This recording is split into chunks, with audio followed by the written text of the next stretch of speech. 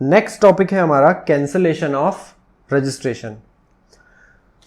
तो ईदर आप अपना रजिस्ट्रेशन खुद कैंसिल कर सकते हैं या तो प्रॉपर ऑफिसर है ना, वो क्या करेगा, आपका रजिस्ट्रेशन खुद ही कैंसिल कर देगा।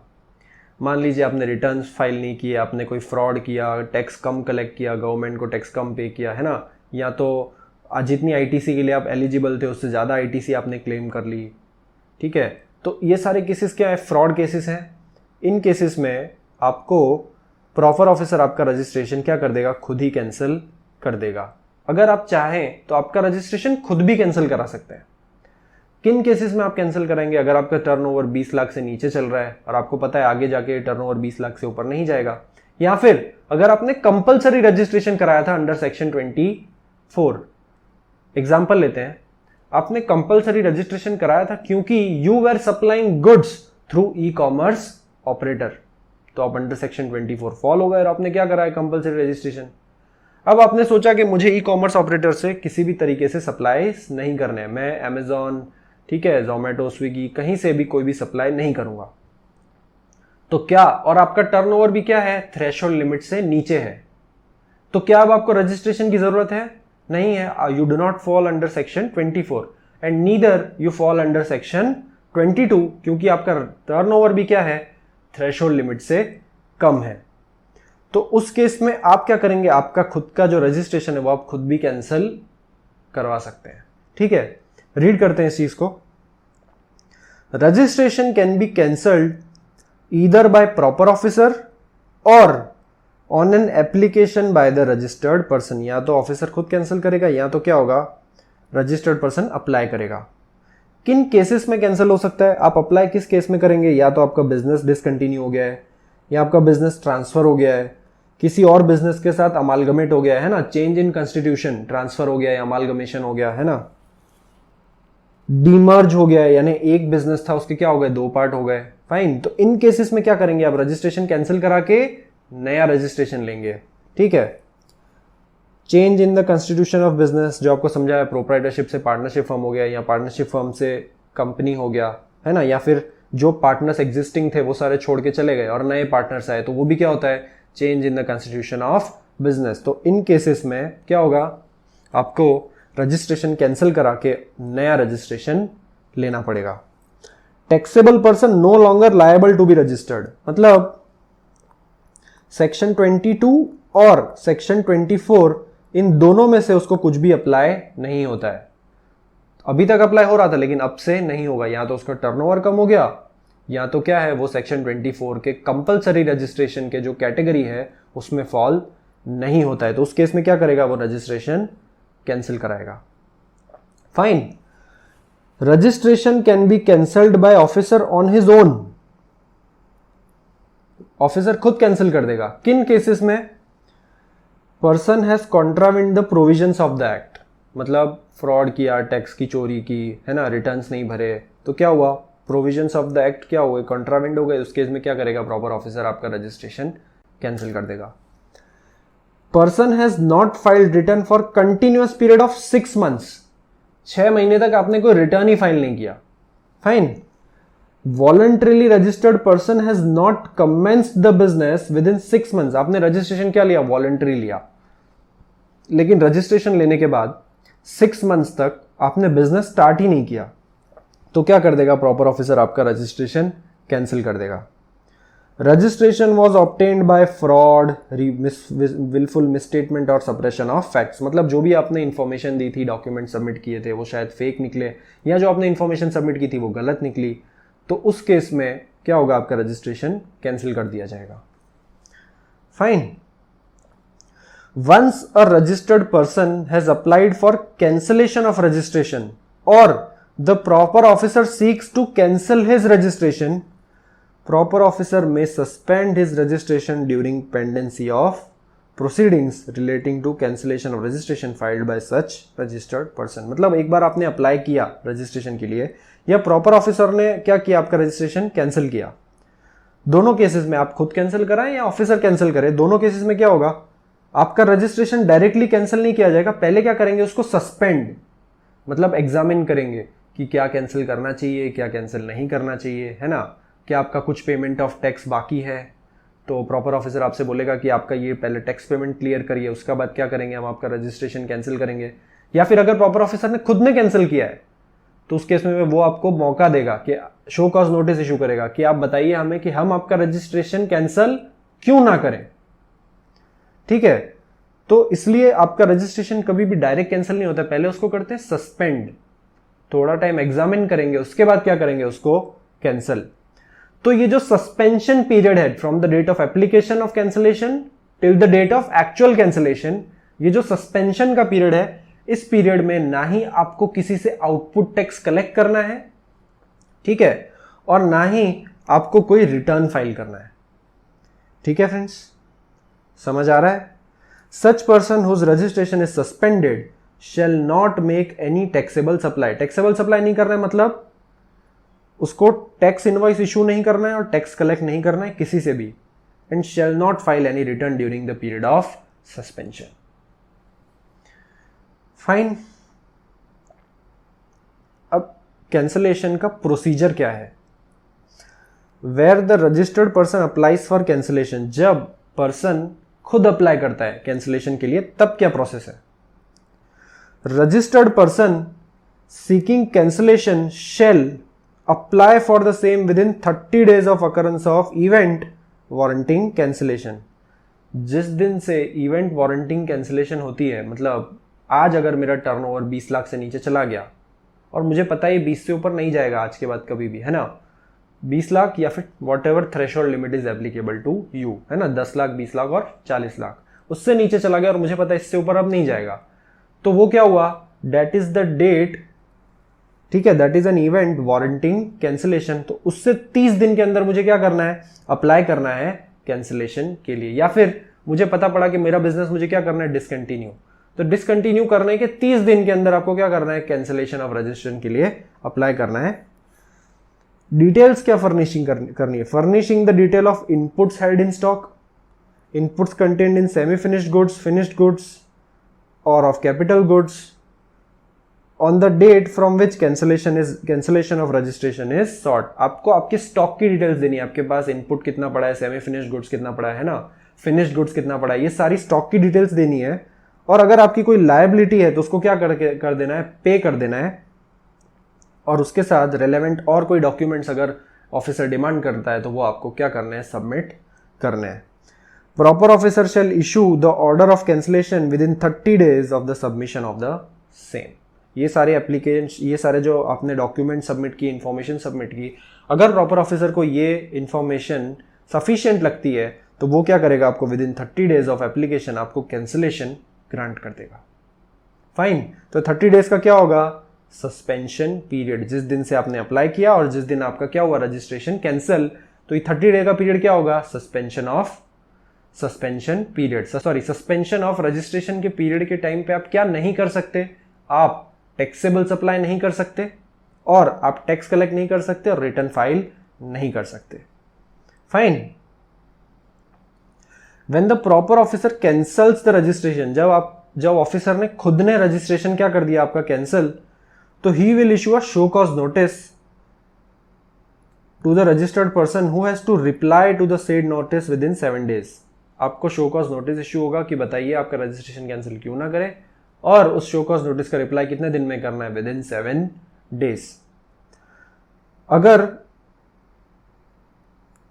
आपने रिप्लाई किया और प्रॉपर ऑफिसर को लगा कि जो आपका रिप्लाई है वो क्या है, सेटिस्फैक्ट्री है, तो वो क्या करेगा, कैंसिल नहीं करेगा रजिस्ट्रेशन।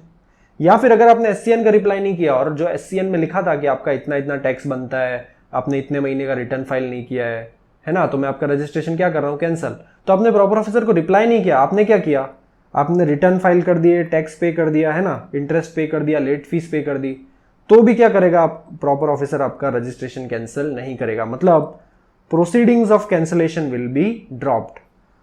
एरो करके लिख दीजिए, registration will not be cancelled.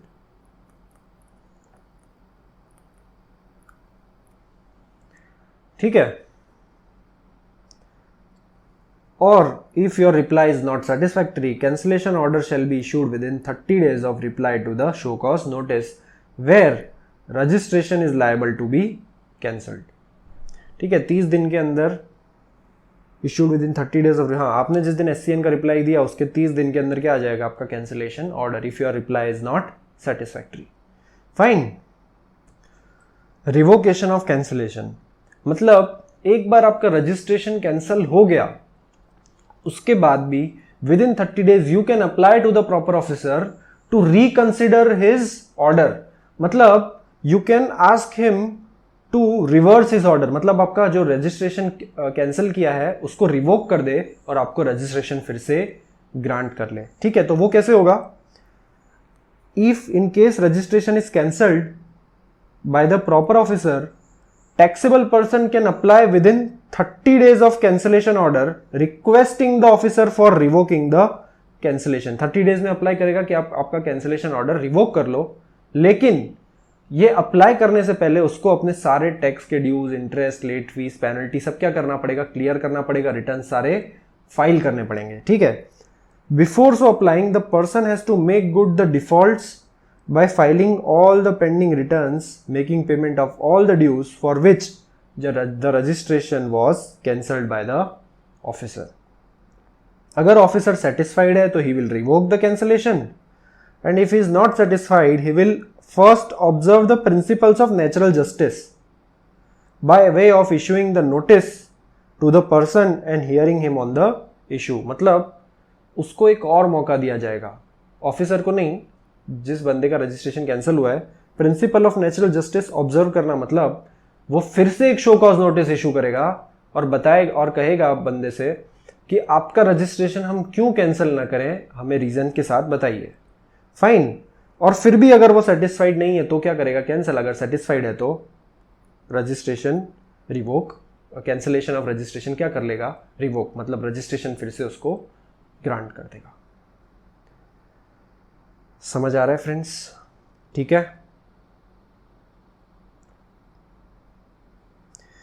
Unique identification number. Friends, जो यूनाइटेड नेशन ऑर्गेनाइजेशन है उसकी कई सारी एजेंसीज होती है, जैसे WHO वर्ल्ड हेल्थ ऑर्गेनाइजेशन, ठीक है, वो एक UN एजेंसी है। इंटरनेशनल लेबर ऑर्गेनाइजेशन ILO वो भी एक UN की एजेंसी है ना। इंटरनेशनल मॉनेटरी फंड वो भी एक UN की एजेंसी है और इनके सबके अपने अपने फंक्शंस होते हैं। World Health Organization looks after the health concern, health laws of the country. Labour organization look after the labour laws of the country, के लेबर का एक्सप्लॉयटेशन ना हो, है ना। और ये सभी एजेंसीज जो UN की है वो सभी कंट्रीज में एक्टिव होती है। फाइन, सभी कंट्री में UN की जो एजेंसीज है वो फंक्शनल होती है। और ये जो सारी एजेंसीज होती है, अगर ये इंडिया में इन एजेंसीज के जो भी क्वार्टर्स हैं, अगर वो इंडिया में रहते हुए इंडिया से कोई भी सप्लाई लेते हैं तो उन सप्लाई पे क्या लगेगा? GST लगेगा। तो उस केस में इन UN एजेंसीज को क्या मिल जाता है? रिफंड मिल जाता है, जितना भी इनपुट टैक्स उन्होंने क्या किया है, पे किया है। उस रिफंड की वजह से वो रिफंड लेने के लिए इनको क्या इशू होता है? UIN, that is unique identification number. इनको GST नहीं दिया जाता, इनको क्या देते हैं? UIN, यूनिक आइडेंटिफिकेशन नंबर, जिससे ये लोग क्या क्लेम कर सके? जो भी इन्होंने इनपुट टैक्स पे किया है उसका क्या क्लेम कर सके? ये लोग रिफंड क्लेम कर सके। ठीक है, तो UN एजेंसीज हो गई, ठीक है, agencies of United Nation Organization, या फिर embassies of foreign country. Foreign embassy आपने सुना होगा, ठीक है। एम्बेसीज पता है आपको क्या होता है? Which is a medium of communication और medium of maintaining relations between two countries, ठीक है। तो ये जो भी इनपुट सर्विसेज लेते हैं, इनपुट गुड्स या इनपुट सर्विसेज इंडिया में रहते हुए, और उन पे अगर टैक्स लगता है तो उस टैक्स का क्या मिल जाता है? इनको रिफंड मिल जाता है। कैसे? Through their unique identification number, UIN। Read करते हैं। Any specialised agency of UNO or any multilateral financial institution and organization as notified under United Nations Privileges and Immunities Act 1947, consulate or embassy of foreign country, and any other person notified by commissioner is required to obtain a UIN from the GSTN portal। ठीक है, इनको portal पे apply करके क्या चाहिए? लेना है unique identification number. This UIN is needed for claiming refund of taxes paid on notified supplies of goods or services received by them. Those goods and services which are notified, है ना, and those notified goods and services received by them, मतलब UN की जो agencies है, foreign embassies है, consulates हैं, ठीक है, उनको, and for such other purpose as may be notified, UIN is granted as a centralized UIN, that is, it shall be applicable to the territory of India. A person having UIN is not registered person and thus is not a taxable person. ये taxable person नहीं है, ठीक है, इसलिए उनको return filing और वगैरह वगैरह की जरूरत नहीं है. And UIN shall be applicable to the territory of India. State wise नहीं है, एक ही UIN अप्लाई करना है जो ऑल ओवर इंडिया क्या रहेगा, वैलिड रहेगा. The proper officer may, upon submission of an application in prescribed form, or after filling up the said form, or after receiving a recommendation from the Ministry of External Affairs, Government of India, assign a UIN to the said person and issue registration certificate within 3 days from the date of submission of application. ठीक है, proper officer क्या करेगा?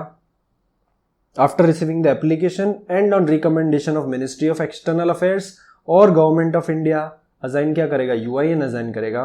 किनको, UN agencies को. Fine. कितने दिन में, within 3 working days from the date of submission of application. Suo moto registration by proper officer. आप रजिस्ट्रेशन करवा ही नहीं रहे हो, अंडर सेक्शन 22 भी फॉल हो रहे हो या फिर अंडर सेक्शन 24 फॉल हो रहे हो, आप क्या कर रहे हो, रजिस्ट्रेशन नहीं करवा रहे हो, तो उस केस में प्रॉपर ऑफिसर आपका रजिस्ट्रेशन खुद कर देगा. कैसे? Where pursuant to any survey, inquiry, inspection, search or any other proceedings under the act. ठीक है, सर्वे किया, इंक्वायरी की, इंस्पेक्शन किया, आपके प्लेस पे सर्च किया, फाइन, और पता चला that the person liable to registration under the act has failed to apply for such registration. You have not applied for registration even if you are liable to register. Such officer may register the said person on a temporary basis and issue an order in the prescribed form. क्या करेगा, आपको temporary basis पे register कर देगा. मतलब आपको क्या issue करेगा, TRN, टेम्पररी रेफरेंस नंबर. ठीक है, आप रजिस्टर नहीं करोगे through any survey, inquiry, inspection, उनको पता पड़ता है that you are liable to registration, तो क्या करेंगे वो लोग, आपको TRN इशू कर देंगे. सच पर्सन शेल ईदर, अब आपको TRN तो इशू हो गया है, तो आपको क्या करना है, submit an application for registration in prescribed form within 90 days from the date of grant of TRN. जिस दिन से आपको TRN दिया, टेम्पररी रजिस्ट्रेशन नंबर, उस दिन से उस TRN देने के 90 डेज के अंदर अंदर आपको क्या करना है, रजिस्ट्रेशन के लिए अप्लाई कर देना है. अगर आप रजिस्ट्रेशन के लिए अप्लाई नहीं करते हो तो file an appeal against such temporary registration. आपको क्या करना है, अपील फाइल करनी है. कहां पे अपील फाइल करेंगे, अपेलेट ट्रिब्यूनल में. तो आपने क्या कर दी, अपील फाइल कर दी अगेंस्ट सच रजिस्ट्रेशन के मैं लायबल नहीं हूं, फिर भी मुझे क्या दे दिया, टेम्पररी रजिस्ट्रेशन दे दिया. इन केस 2, मतलब जिस केस में आपने अपील फाइल की है, if the appellate authority upholds the liability to registration, ठीक है, upholds the liability to registration. Upholds the liability to registration मतलब जो प्रॉपर ऑफिसर ने ऑर्डर पास किया था, उस ऑर्डर को क्या किया, अपहोल्ड मतलब एक्सेप्ट किया. तो application for registration shall be submitted within 30 days from the date of issuance of order. आपको रजिस्ट्रेशन के लिए अब तो अप्लाई करना ही पड़ेगा from the date of issuance of order of such appellate tribunal. तो ट्रिब्यूनल का ऑर्डर आने के 30 दिन के अंदर आपको क्या करना है, रजिस्ट्रेशन करा देना है. Provisions relating to verification and issuance of registration certificate shall apply to such applications submitted by the person granted temporary registration. GST thereafter granted shall be effective from the date of proper officer granting temporary registration. ठीक है, वही जो registration process TRN आपको issue होता है ना, part A में apply करते हैं तो TRN इशू होता है, हमने पढ़ा था. उसके बाद पार्ट बी में आपको अप्लाई करना होता है. फाइन, तो आपको एक बार TRN तो आ गया, टेम्पररी रजिस्ट्रेशन नंबर तो आ गया, तो उसके बाद सेम प्रोसेस यहां पे भी फॉलो होगा. रजिस्ट्रेशन के लिए आपको पार्ट बी में अप्लाई करना पड़ेगा, डॉक्यूमेंट सबमिट करने पड़ेंगे एंड सो ऑन। फाइन, समझ आ रहा है फ्रेंड्स, क्लियर हो रहा है? तो नेक्स्ट लेक्चर में हम स्टार्ट करेंगे कॉम्पोजिशन लेवी। ठीक है।